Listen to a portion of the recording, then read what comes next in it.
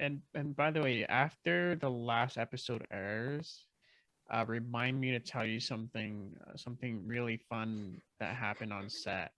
That I can only describe as wishing it was real. That's all I Really got. leaving us hanging on that. I'm gonna one, have yeah. a panic attack. All right.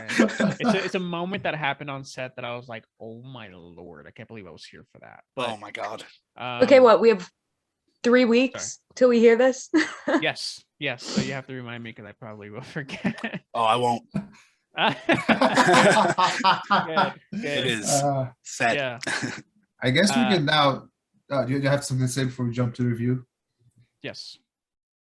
Okay, so I guess we can now start with the review. So, episode 3, we have here Matt Coulter from NIC Partners Inc. We have Anabelle Gauvreau from the University of Southern California. We have a lot to talk about. Actually, I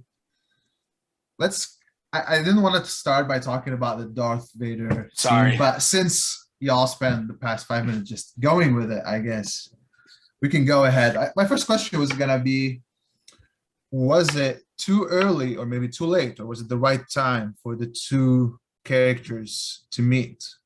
Did they get it right? Did they get it wrong? Was the fight too much? Was it not too much? What do y'all think? I know Mac is gonna be like, "Oh, I loved it," because no matter what happens, he's gonna love it. So, whoa! Not no matter what happens. Hold on. Don't get me started on Solo. I got a lot of things to say. I guess maybe Annabelle can go first then. Yeah, please. Okay, I know I wasn't with you guys last week for episode 1 and 2. I want to say quickly that the end of episode 2, I was a little disappointed with. I was not very happy that Reva was the one to reveal that Anakin was still alive. And that, then in this episode, we see him realize that he's Lord Vader, whatever. I think this episode, I don't think necessarily the fight was too soon. It feels very soon, yes. But I mean, he gets out of it. It was like a little tease, it was a short thing. It wasn't this huge major fight and whatever. Also remembering that it's only 6 episodes, like we're at the halfway point. So I feel like it was good. If there had been nothing this episode, it would have felt like, okay, when are we going to get to it? But I think it would have been so much better if in this episode we see that moment where he's, about to leave with Leia and go through that, I forget the name of the girl helping them, but go through that, pathway. Yes. And he like stumbles, because at first when that happened, I was kind of like, oh my gosh, okay, what's wrong? Like something's wrong with him.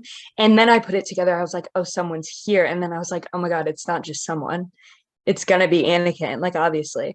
But I think it would have been like so much more anxiety inducing if he didn't know for sure.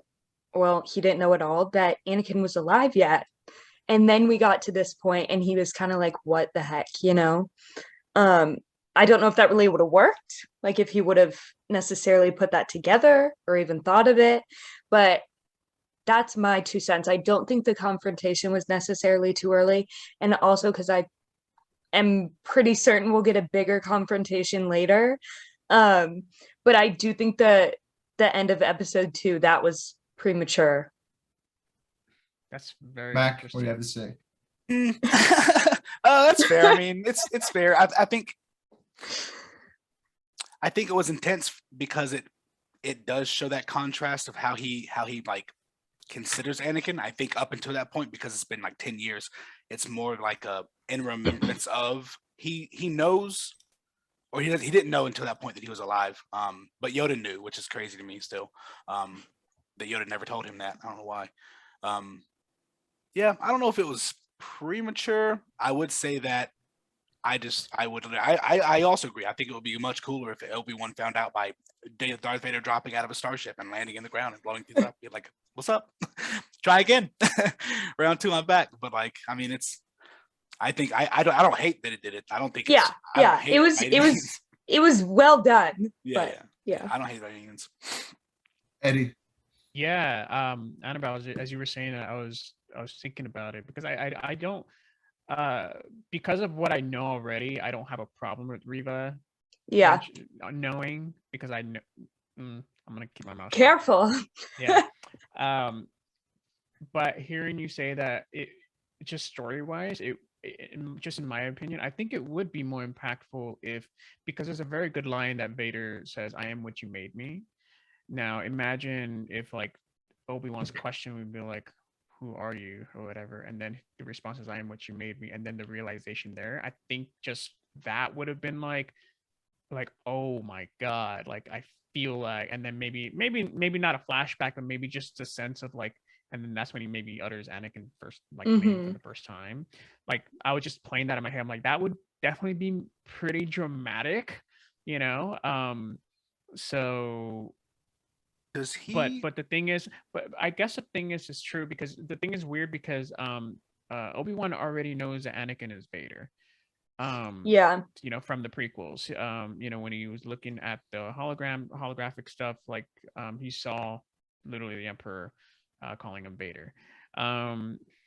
However, I don't, obviously he's still at that point before Reva mentioned uh Anakin or whatever.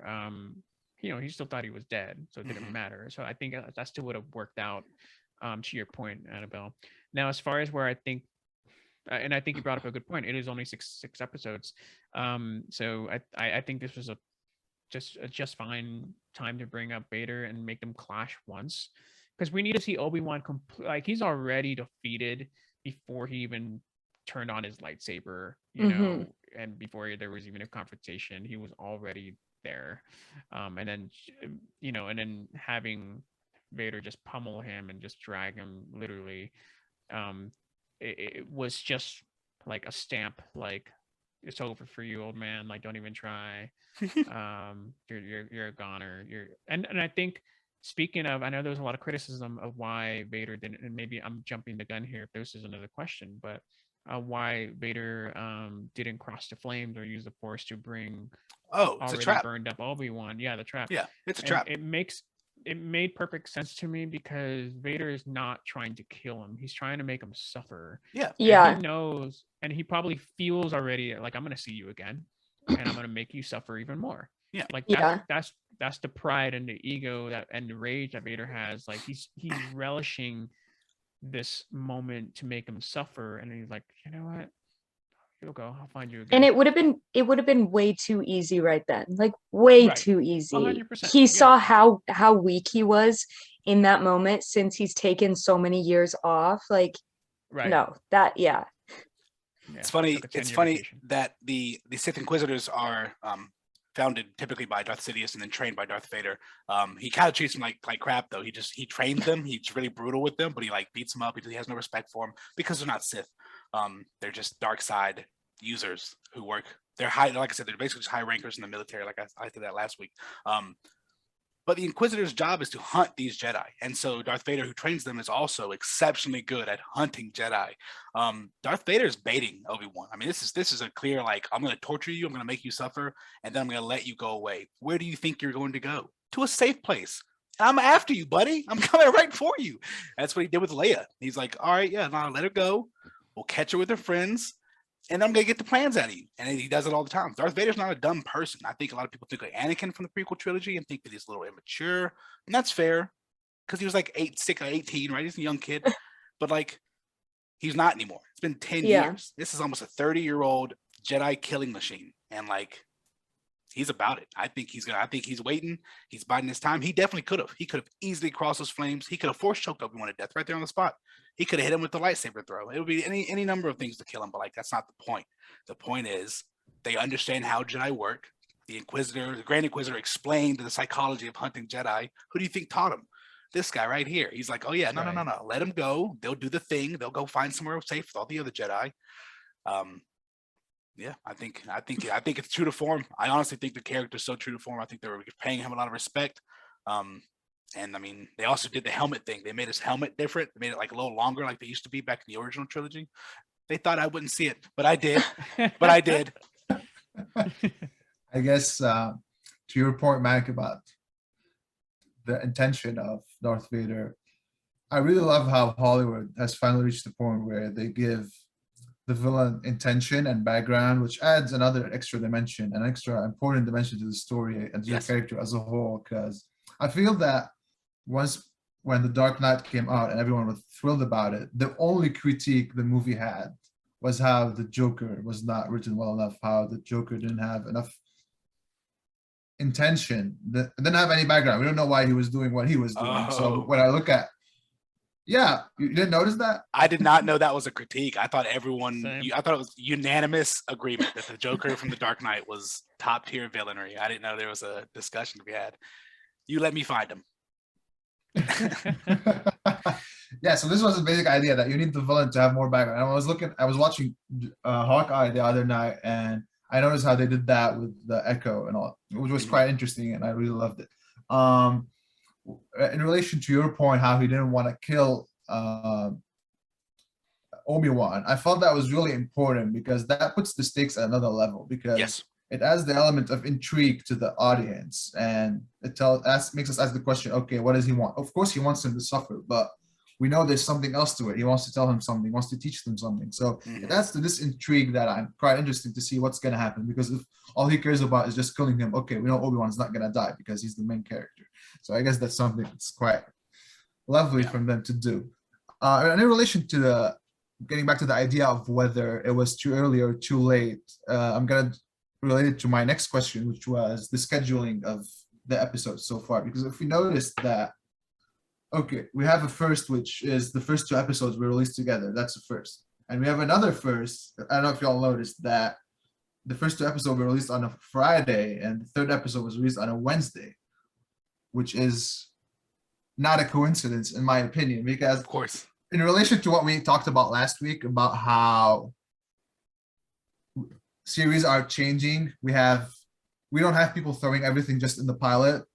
Sometimes the first 2 episodes are a little slow because they want to build the character, they want to build the environment in order to get us prepared for the next episodes where all the big things are going to happen. And we mentioned WandaVision as an example. So when I look at this first 2 episodes together on a Friday, and then the 3rd episode after 5 days and not after 7 days, I feel that they wanted to get the 2 episodes over with and just have us, get the idea of the characters, get the idea of the environment, and obviously refresh our minds on what happened earlier. But that was not the main episodes they were looking at. They were just trying to build a certain environment for us until things start going crazy 5 days later, and then 7 days, 7 days, 7 days. So I feel that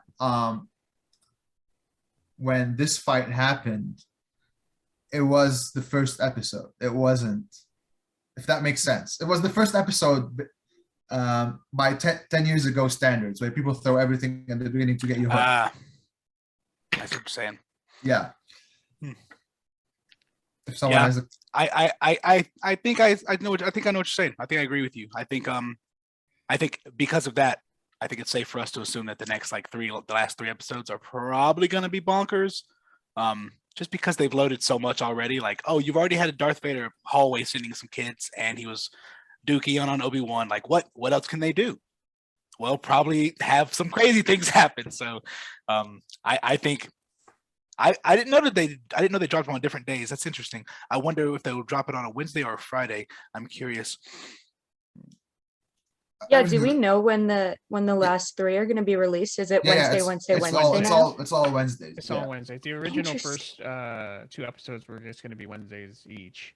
But I think what happened, and I don't have any data to back this up or whatever, but I think because Stranger Things was also coming that same weekend, they wanted to take some viewership by dropping 2 episodes on that Friday. So because otherwise that Wednesday would have made perfect sense, because it literally it landed on 45 years after Obi-Wan first graced the screen. Yeah, exactly. So which I was a little disappointed that they moved it, but that's so what, it was just like another couple of days. But I love the fact that it would have been like on that day. But yeah, no, I think from here on out it should be every Wednesday. And like you're saying, right? It's not it's definitely intentional. Like no one is just like, well, no, I'll throw it down at the board, throw it on a Wednesday. Cool. No, like they're like, let's give them an Obi-Wan Kenobi movie right quick on Friday, and then we'll give them the rest of the episode, the rest of the 3 episodes or 4 episodes after that. Give them what they want. Yeah. It was definitely intentional, and I'm also happy they did it. By the way, they can do that again. Of course, you're happy they did it, Mac. Of course you are. If they could have dropped all 6 episodes, and I would have sat there and been like crying. I'm glad they do it like this and not drop all the episodes, because it builds anticipation, builds conversation, and you know, it leaves you coming back for more. I don't think the Netflix model really works, in my opinion, because there's so much content, and then if you drop it all, like there's nothing to come back to sometimes. And so I'm glad that they're just doing it. There's definitely an advantage of the television format as a medium, at episodic weekly things. Like that's how a lot of anime is so popular. If you binge all of Naruto, you'll gouge your eyes out because there's so much filler and it's boring. But like if you watched every Saturday, because that's all you had access to, it's one of the greatest animes of all time. But like, it's all about presentation, how you deliver it. I couldn't watch Game of Thrones every week. I was going crazy, but I binged it all when it was all come out. And I think it's incredible. I have no problem with it. Of course, everyone's mad at the ending of it. I wasn't. I was like, oh no, I just watched the whole thing. It was incredible. It was perfectly sequenced. So I think there's a strength to the episodic thing. And I mean, they're taking full advantage of it right here. They show you Darth Vader, and now you have to wait again. And you're like, Rogue One did it. They're like, here's Darth Vader, end of the credit, roll the credits. Turn the movie off. Sorry, was there going to be another question? Because I was just going to say, like, I really, really enjoyed the Quinlan Boss reference. That's my boy! I love that guy, dude. Psychometry as a power for the Force. I understand a lot of critiques for Rey Skywalker as a character, and I said Skywalker. I did say it. Whoever. But I think that her having a lot of abilities is not like a big deal, because she is like kind of like Palpatine-ish, and he has a truckload of abilities that he has. So I think like Quinlan Voss being like kind of this edgy, not really following the Jedi Order code kind of thing, but also having psychometry and being like a detective working undercover and stuff like that. He's like a UC Jedi. It's sick. I love him as a character. I hate they only put him in one episode of Clone Wars. He really deserves a lot more screen time. I think that was actually one of the original intentions of having him in the show in the first place. But like, if you've read the book Dark Disciple, where he like teams up with a post Dooku apprentice Asajj Ventress. Oh, bro, it's so cool. He's so cool. Yeah, that was a nice drop, because I think that's gonna play out in the future somehow. You know, so. Anabelle, you have something to say? Not about that. That went totally over my head. Yeah, it's fine. You can jump over the next one. Totally fine. Totally fine. Nothing. We're just too much nerds. Yeah. Too much nerds. Oh, wait, I know you can't say anything if you do know. So I believe they've already cast Quinlan Voss as a character for Ahsoka. And I'm pretty sure it's a black guy. I'm gonna look it up. Pretty excited. Anyway, what were you gonna say, Anna? Yeah. Anyway, so I don't even remember what the original question was.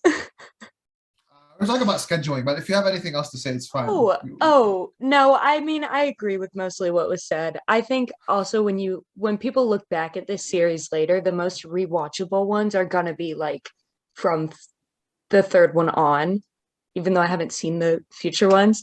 I think it's just, the early episodes, that's what the series have the power and ability to have that extra world building and stuff.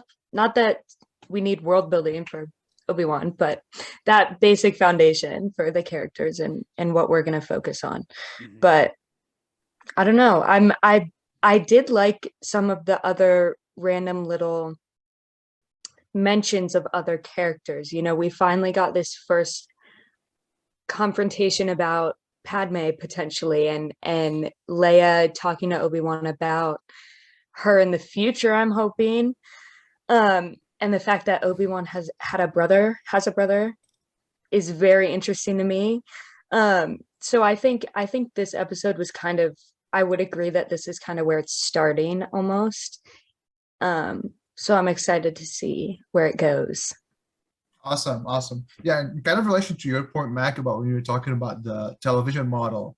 I feel that the television model reached the peak moment right before Netflix took over and everything took over, because they were reaching a point. I remember when I was still watching TV, and that was not a long time ago. Like, I remember Scandal was still a thing like 7 years Yes, ago. literally. So yeah, I remember how they were able to reach a point where they were even using the ads as a way to build intrigue and to build anticipation, because they knew exactly when to have the ad so that you get more excited, and then they knew really well when to end the episode in order to create that type of build-up. So I feel like the television model reached a very professional level, and it works until now. And okay, I think we can jump to the next question because we still have like 10 minutes. That's fair. I want to spend time talking about Evan McGregor. I'm sorry, I was trying to sugarcoat it last week. This time I'm gonna try to to be a little more mean. When I was talking last week about how he was passive as an actor and as a performance, it wasn't that yes, I agree the character was passive himself, but he wasn't showing me the struggle during the journey. I understand that there's a psychological state a person is in when he or she is broken, but I don't feel that what Obi-Wan was showing us was that state exactly. Because for example, there's 2 episodes of House MD that is literally called Broken, and I see one of the best performances ever. When I look at Evan McGregor here, I feel that he's not giving me enough struggle in his face. So for example, he's talking, he's like, oh, we're from Toll, okay. And when they ask him about, you called her Leia, not Luma, and all of that, I don't feel this part of sparkle or this part of, because no matter how good you are as an actor in real life, you will get shocked by that moment when it happens. That's one. So, when he was talking to I'm gonna get back to the previous 2 episodes, when he was like talking to the Java, when he was witnessing all of that, when he went to get Leia, there wasn't the urgeness in the actor for things to happen, because you have to go with initiatives, and I feel that these initiatives were not taken. And even when they are caught by when the robot comes and takes a picture of his face and all of that in this episode, they tell him, get out of the truck. Okay, they get out of the truck. I don't feel that Evan McGregor was giving me this. He was being a little neutral in his face. Too neutral to the point it's hard for me to believe that's a broken person, if that makes sense. I'm going to try and find some of these while you're Nothing. talking. Are you sure? Sorry, I'll respond after that. I thought her name was Luma. That was her mother's name. I get confused. Like I said, it's not been easy. Sometimes when I look at Luma, I see her mother's face.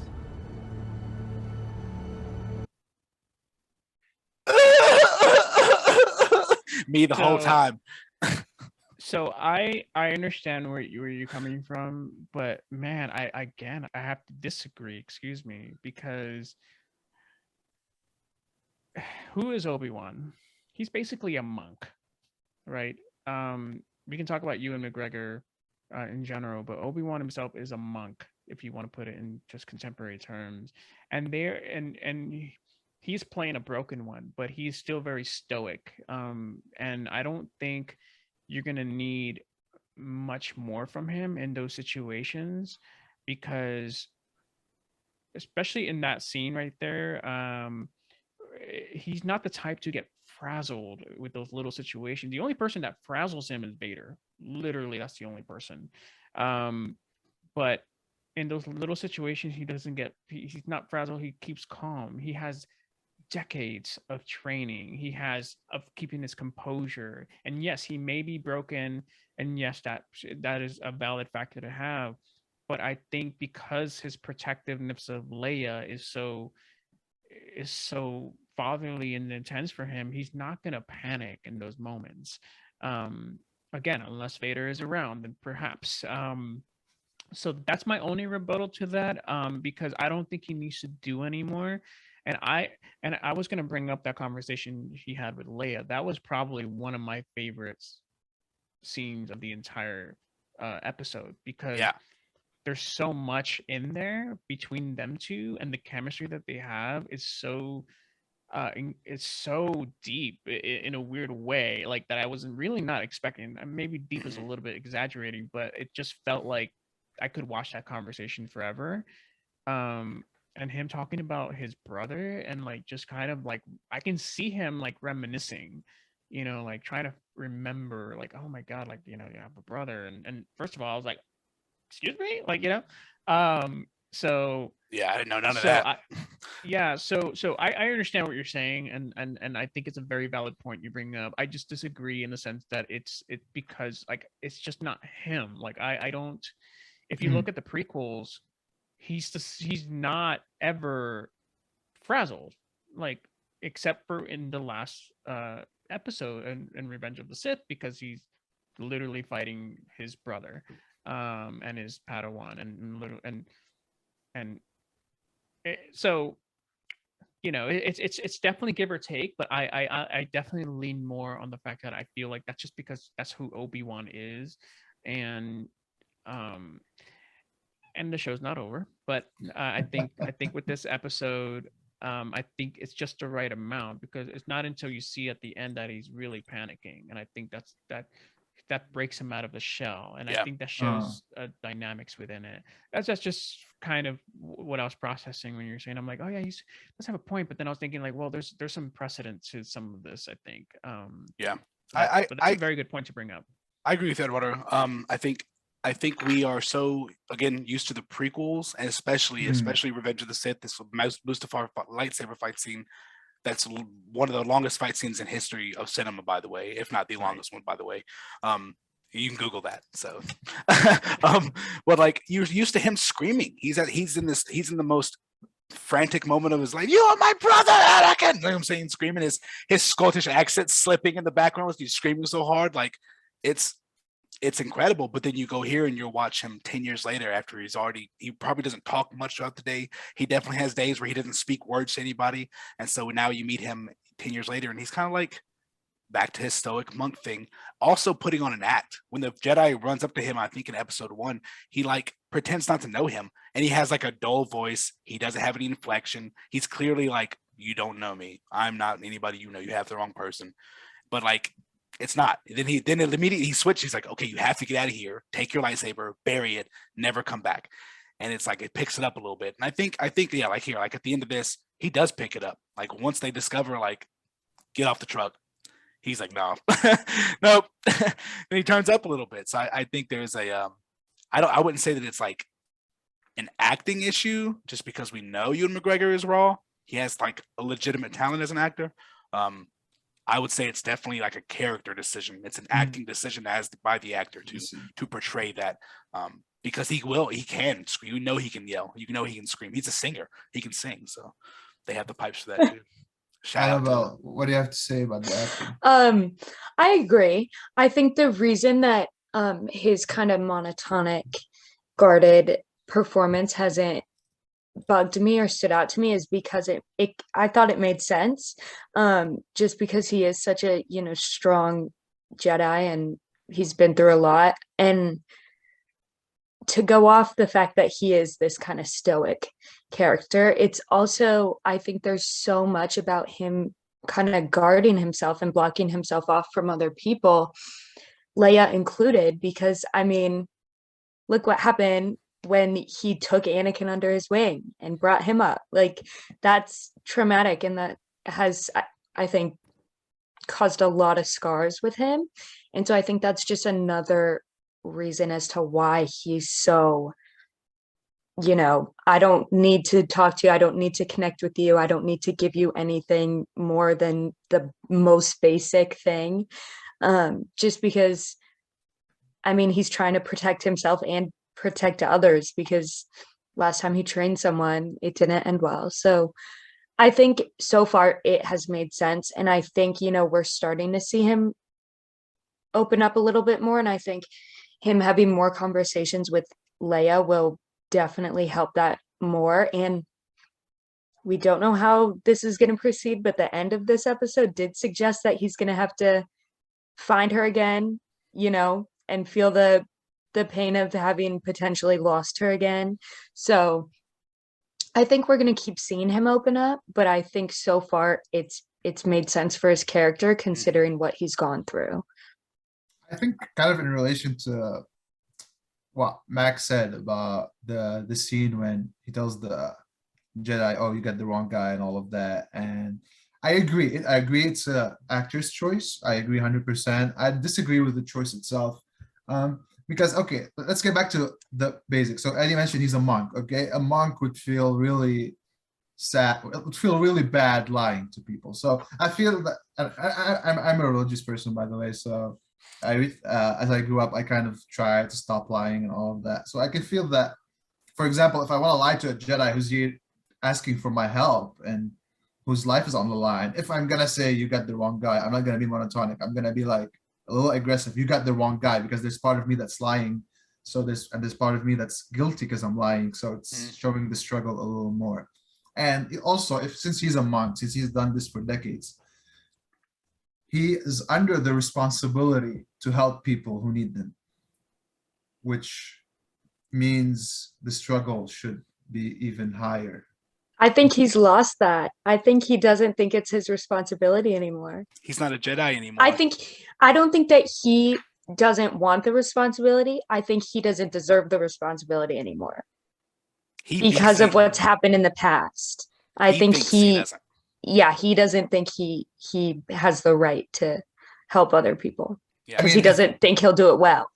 I mean, obviously, we still haven't watched the whole thing. So when things change, if things do change and he starts feeling that, as opposed to him not feeling at the beginning, then we have an interesting character development then that we can obviously talk about more in the coming weeks. I think we're almost run out of time. If someone has to make a final comment before we wrap it up. It's that, I think my final comment is that Obi-Wan is no longer alive. Obi-Wan Kenobi is dead. Ben Kenobi is alive. He changes his name. Owen Lars calls him Ben Kenobi. And Luke is like, Ben? When he gets struck down in episode 4, he doesn't scream Obi-Wan, he screams Ben, because that's his name now. And just like that, he's not a Jedi anymore either. He forsook that. The Inquisitors told you in the beginning, they were like, the Jedi have an itch. They have to help people. Obi-Wan let that Jedi die. He watched it happen. He was going to watch Owen Lars die. Owen was going to be killed to protect Luke, which is what Obi-Wan was doing in the first place. He was going to let it happen. He's not a Jedi anymore. He doesn't have to fall into that category. Just because he uses the Force doesn't make you a Jedi. Just because you use the light side of the Force doesn't make you a Jedi. The Jedi is a very strict code. He's forsaken that. It's a different person, just like Anakin's a different person. This is a monk and a killing machine now revisited themselves, who used to be brothers. Very interesting. And to go off on that, let's not forget that Leia eventually named her first son Ben Solo. Oh, I was like, wait, Skywalker. I'm sorry. Legends, you're right. That's canon. Sorry. That's okay. All right. Yeah. You want to say any final comments? Okay, I guess that's it. Thank you for everyone for all these beautiful comments. That was a very interesting conversations. Thank you for everyone who's watching us. Next week, same thing. Eddie will talk about his experience. We'll review the episode 4. And yeah, see y'all next week. Sounds good. Thank you so much. See you. Bye.